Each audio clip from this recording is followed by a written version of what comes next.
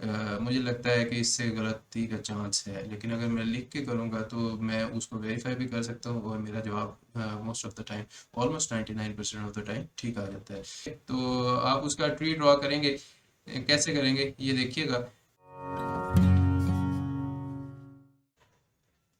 अस्सलाम वालेकुम, welcome to agenda CSS. मैं हूं सफियान सिमल और आज हम बात करेंगे ब्लड रिलेशंस के बारे में। ब्लड रिलेशंस से याद आया कि I hope you are all well और आपके घर वाले भी ठीक ठाक हैं और रोज़े रख रहे हैं। आज 27वीं रमज़ान है एंड होपफुली आपके रोज़े अच्छे गुजरे, मेरे भी अच्छे गुजरे अल्हम्दुलिल्लाह। I have been doing my work and making videos for you. और खैर नींद अभी पूरी नहीं हो रही, but it will be better with time. तो खैर, this was a little off topic. आज हम ब्लड रिलेटिव्स के या ब्लड रिलेशंस के ऊपर बात करेंगे। इनके क्वेश्चंस किस तरह से आते हैं, उनको किस तरह सॉल्व किया जाए और मेरा क्या तरीका है। अब एक तो जनरल तरीका है जो कि लोग ज़्यादातर यूज़ करते हैं, लेकिन मेरे ख्याल में मैं एक ज़रा सुस्त इंसान हूँ। मैं थोड़ा सा इतना इंटेलिजेंट नहीं हूँ जितना दूसरे हैं, या फिर यूँ कह लें कि मैं इतना रिस्क नहीं लेता कि मेरे पास अगर मैंने लिख के सॉल्व नहीं किया तो I am most of the time I am unsure कि कहीं ये गलती ना हो जाए। सो मेरे वाला तरीका भी आप अपना सकते हैं। अगर आप ज़्यादा ज़हीन हैं तो आप ऊपर वाला मेथड वन भी अपना सकते हैं। Let's start the video and discuss these things. Method one we have connecting the dots in the head. ठीक है जी, आपको जो भी लंबा सारा सवाल दिया हुआ है, मेरे चाचा की कुटी के बेटे का, नाना का, भाई मेरा क्या लगता है। तो अगर तो आप इन सारे डॉट्स को अपने दिमाग के अंदर अपने जहन में ही कनेक्ट कर सकते हैं और सोच सकते हैं, तो फिर आप उसको कर सकते हैं। But it has a risk, जैसे कि मैंने पहले भी बताया कि मैं इस तरीके को इसलिए प्रेफर नहीं करता क्योंकि मुझे लगता है कि इससे गलती का चांस है। लेकिन अगर मैं लिख के करूँगा तो मैं उसको वेरीफाई भी कर सकता हूँ और मेरा जवाब most of the time, almost 99% of the time ठीक आ जाता है। सो पहला तरीका जो है इंतहाई ज़हीन लोगों का है, ये फास्टर है। अगर आप इसको करना चाहें तो वो आपकी अपनी मर्ज़ी है, लेकिन जो मेरे वाला तरीका है वो है जी मेकिंग अ रिलेशनशिप्स ट्री। ठीक है, ये एक दरख्त बनाते हैं रिश्तों का, रिश्तों नातों का। ये रिश्ता क्या कहलाता है, और फिर उसके अंदर हम बारी बारी रिश्ते ऐड करते जाते हैं और उनको आपस में मिलाते हैं। कैसे, मैं किस तरह से बनाता हूँ रिलेशनशिप ट्री जी। मैं 3 जनरेशन्स का ट्री बनाता हूँ। अगर मोस्ट ऑफ द टाइम आपको 2 जनरेशन में आ जाता है, लेकिन 3 का भी आ जाता है जब वो ग्रैंड पेरेंट्स वगैरह के बारे में डिस्कस हो रहा, तो मैं 3 लेवल्स बना लूँगा। ठीक है जी, 3 लेवल्स, 3 लेवल्स पे। एक पहले लेवल पे ग्रैंड पेरेंट्स है। अब उस पे मेरे दादा हो सकते हैं, दादी हो सकते हैं, नाना नानी, या मेरे किसी कज़न के दादा दादी। अब नोट दैट के उस वो मेरा जो कज़न है वो भी मेरे लेवल पे है, तो 2 पीढ़ियाँ ऊपर जो है, यानी कि जो ग्रैंड पेरेंट्स का लेवल है उधर ही उसके भी ग्रैंड पेरेंट्स आ जाएंगे। सो वो एक लाइन में आ जाएंगे। मुझे पता होगा कि इस लाइन के अंदर सारे ग्रैंड पेरेंट्स हैं, या फिर ऊपर सबसे ऊपर वाली जनरेशन है हमारे पास। सेकंड लेवल पे मैं अपने पेरेंट्स जो हैं, या फादर मदर, मामू चाचू, खाला ताई, सारा जो भी इसमें आना है ना, वो मैं इस लेवल पे लिख दूंगा। फिर आपस में इनके रिलेशनशिप्स जो है ना, मैं बाद में मेंशन करूँगा। कैसे करूँगा आगे आप देखेंगे। आप एंड पे आपके एग्जांपल भी नज़र आ जाएगी। फिर थर्ड पे मैं ये चिल्ड्रन, यानी कि मैं खुद, या फिर मेरे भाई, मेरे कजन्स, कोई और आम बंदा है, कोई भी। मैं अपनी एग्जांपल इसलिए दे रहा हूँ कि मैं, अगर मैं खुद ये बनाता हूँ या मुझे पर्सनली आप सवाल करते हैं, अदरवाइज आपने तो उसको क्वेश्चन के हिसाब से ही अटेम्प्ट करना है। ठीक हो गया जी। फिर है जी दूसरी मेरे पास जो मैंने कन्वेंशन बनाई हुई है, वो है जी couples in a single box. कि जनाब जो कपल्स है ना, जो सेम है, जो मैरिड लोग हैं आपस में, उनको मैं एक बॉक्स में रखूँगा ताकि मुझे बाद में कन्फ्यूजन ना हो कि यार ये लड़का और लड़की ये क्या कर रहे हैं, ये बहन भाई हैं, ये मियाँ बीवी हैं, कज़न है, क्या है। ठीक है, तो कपल्स को मैं एक ही बॉक्स में लिख दूंगा। मुझे पता है कि ये दोनों आपस में मैरिड है, तो उनका उनके बॉक्स के साथ जब मैं एरो लगा के कहीं पे नीचे लिखूंगा तो मुझे पता होगा जी ये इनका बेटा है। ठीक है जी। खैर, drawing arrows and reaching the result, उनके दरमियान आप एरोज लगाएं और रिजल्ट तक पहुंच जाएं। एग्जांपल्स करते हैं, आपको समझ आ जाएगी। Pointing to a photograph, a man said, I have no brother or sister, but that man's father is my father's son. बंदे का जो बाप है ना, वो मेरे बाप का बेटा है। तो हुज फोटोग्राफ वॉज इट। ठीक है जी। तो यहाँ पे फोटोग्राफ लगी हुई है जी। अब मैं इसका मैप छोटा सा ड्रॉ करता हूँ। ये तो बहुत इजी है। ये बंदा है यहाँ पे जी, ठीक है। अब वो कहता है जी कि आई हैव नो ब्रदर और सिस्टर, मेरा कोई बहन भाई नहीं है, मतलब यहाँ पे कोई भी नहीं है, लिहाजा उससे ऊपर वाली जनरेशन में उसके सिर्फ पेरेंट्स हैं जी, और नीचे जो है वो अकेला खुद है। ठीक है जी। ये पी मैंने फोटोग्राफ का लिखा हुआ है, ये क्यों लिखा है मैं भी आपको बता देता हूँ। ये हो गया, या फिर इसको मैं छोटी फॉर्म में इस तरह से लिख सकता हूँ, ये इधर फादर है, ठीक है जी। क्योंकि उसने मैंस फादर पूछा है। कहते हैं जी कि आई हैव नो ब्रदर और सिस्टर, मेरा कोई बहन भाई नहीं है, लिहाजा यहाँ पे मेरे पास डैशेज ही हैं, कोई भी और दूसरा नहीं है। बट दैट मैंस फादर, ये जो यहाँ फोटोग्राफ मेरे पास है ना, फोटोग्राफ, इसका जो फादर है, इसका फादर, अब मैं इसको इधर भी लिख सकता हूँ, इसका इधर भी लिख सकता हूँ, लेकिन जो इसका फादर है, फर्ज कर लें वो हम यहाँ लिखते हैं जी एक्स, ठीक है।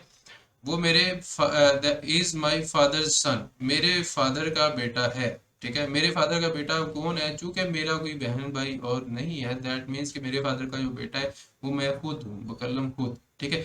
तो मैं खुद जो हूँ, मैं क्या हूँ, I am this man's father, ठीक है जी। दोबारा देखिए, इस आदमी का जो अब्बा जी हैं, जे पी जो है फोटोग्राफ वाला, उसके अब्बा जी फर्ज कर लें आप एक्स है, ठीक है। इज माई फादर सन, तो ये जो एक्स जो है ये मेरे फादर साहब का बेटा है, दैट मीन्स कि वो मैं खुद हूँ। एक्स जो है वो इक्वल टू आपके पास एम आ जाएगा, तो इन सारों को अगर आप रिमूव करते हैं तो ये आपके पास रिलेशनशिप ट्री बनता है जी, कि ये पी जो है इसके फादर है जनाब, वो आदमी खुद जो कि बोल रहा है, और उसका फादर जो है वो इस पी फोटोग्राफ वाले बच्चे का क्या होगा, दादा होगा। ठीक हो गया जी। सो आंसर जो है person, P is equal person in photograph, P मैंने ये जो लिखा हुआ है, answer is photograph of his son, जो आलिम बोल रहा है वो फोटोग्राफ एक्चुअली उसके बेटे की है। आगे आते हैं। इसमें आपको बड़ा मजा आएगा, इसमें थोड़ा फैमिली ट्री आपको बनाना पड़ेगा। Ali introduces Ramiz as the son of the only brother of his father's wife, how is Ramiz related to his to Ali. Ramiz जो है अली का क्या लगता है, वो उसका कजन है, भाई है, चाचा है, दादा है, फादर है, क्या है, ठीक है। तो आप उसका ट्री ड्रॉ करेंगे, कैसे करेंगे ये देखिएगा, कि अली ने इंट्रोड्यूस करवाया Ramiz as the son of only brother of his father's wife. तो सबसे पहले आप फादर्स वाइफ ड्रॉ करेंगे, फादर और उसकी वाइफ। तो अली कहते हैं जी कि मेरे फादर की जो वाइफ है ना, फादर और फादर की वाइफ, जाहिर है वाइफ हस्बैंड जो है उनको मैं सेम डब्बे में लिखता हूँ, फादर और फादर की वाइफ, वाइफ मतलब मदर है। अली की जो फादर और मदर है वो मैंने यहाँ पे लिख दिए। फिर वो कहता है जी कि is son of the only brother of father's wife. तो ये जो वाइफ है इसका कोई एक ही भाई है जी, ठीक है। ये यहाँ से मैं ओनली ब्रदर लिखता हूँ, यानी कि ये अली का मामू है, ठीक है जी। और इसका बेटा है रमीज, ठीक है। अब आपको समझ लगेगी कि Rameez is the son of only brother, only brother किसका, only brother of his father's wife, Ali के फादर की वाइफ का जो इकलौता भाई है, अली के फादर की वाइफ मतलब अली की मदर, उसका जो इकलौता भाई है, वो उसके अली के मामू हो जाएंगे, उसका बेटा है रमीज। तो उधर से नीचे हमारे पास एरो आ गया, सान जो है वो रमीज है।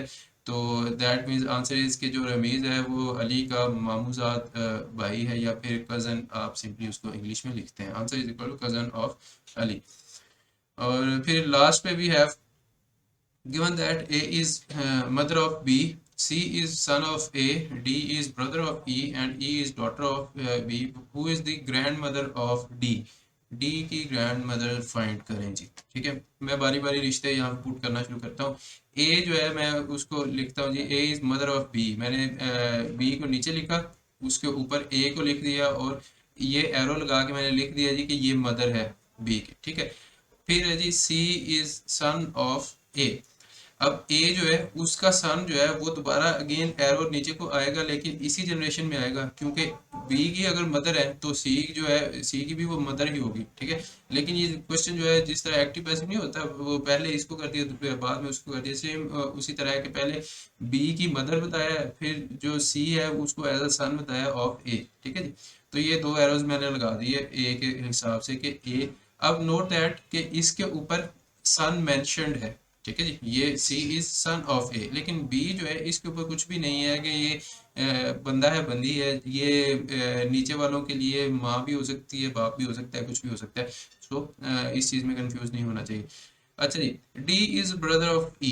अब डी और ई को मैं कहाँ पे लिखूंगा, मुझे तो अब ये समझ ही नहीं आ रही, क्योंकि जाहिर है इन दोनों का ऊपर वालों के साथ कोई रिलेशन बनेगा ए बी सी के साथ, तभी मुझे पता चलेगा ना कि इनको मैंने कौन से लेवल पे लिखना है, ग्रैंड पेरेंट्स वाले पे, पेरेंट्स वाले पे, या फिर सन वाले पे, नहीं पता मुझे। चलें इसको मैं अभी स्किप करता हूँ, आगे वाला पढ़िए।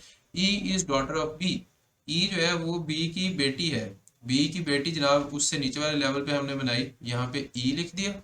ठीक है जी, वो डॉटर है बी की। और फिर इसका भाई हमने लिखना है, तो यहाँ से एरो लगा के सेम लेवल पे हमने लिख दिया डी, ये बी ई का ब्रदर है। ठीक है जी, ई जो है वो लड़की है, डी जो है उसका भाई है, ये तो दोनों सेम जनरेशन में, यानी कि ये दोनों जो है बी के ही बेटे और बेटा और बेटी हैं। और अब उसने हमसे कहा गया वो is the grandmother of D, तो जाहिर है कि इससे अगर आप दो लेवल ऊपर जाएंगे, इससे एक लेवल ऊपर उसके अब्बू अम्मी या फिर चाचा चाची मामू मामी हो सकते हैं, लेकिन जो ग्रैंड पेरेंट्स हैं वो मैंने आपको बताया कि ऊपर वाली जनरेशन सबसे ऊपर वाली में होंगे। तो एक जनरेशन छोड़ के दूसरी के ऊपर जाएं, यहाँ पे आप देखें जनाब के ग्रैंड मदर ग्रैंड फादर कौन बन रहा है, तो यहाँ पे ए जो है मदर है, यानी कि वो फीमेल है और उसी का इनके साथ ताल्लुक है, और वही हमें सिर्फ गिवन है। So A is the grandmother of B. तो ये था जी आज का लेक्चर, उम्मीद है आपको पसंद आया होगा। इसमें हमने ब्लड रिलेशंस डिस्कस किए, काफ़ी डिटेल में डिस्कस किए हैं, मैंने आपको ट्रीज़ बना बना के समझाए हैं। आई होप कि ये ट्रीज़ आपके लिए इंटरेस्टिंग है। इस तरह के क्वेश्चन आप खुद भी करें, आप प्रैक्टिस करें इनकी, they will pay you of better, क्योंकि आहिस्ता आहिस्ता आप इनमें एक्सपर्ट होते जाएंगे और आप बहुत जल्दी करना शुरू हो जाएंगे। ठीक है जी, मज़ीद वीडियोज़ के लिए जुड़े रहिए हमारे साथ, और चैनल को सब्सक्राइब कर दें और अपने दोस्तों के साथ शेयर करें। मैं मिलूंगा आपसे नेक्स्ट वीडियो में, तब तक के लिए टेक केयर, अल्लाह हाफिज़।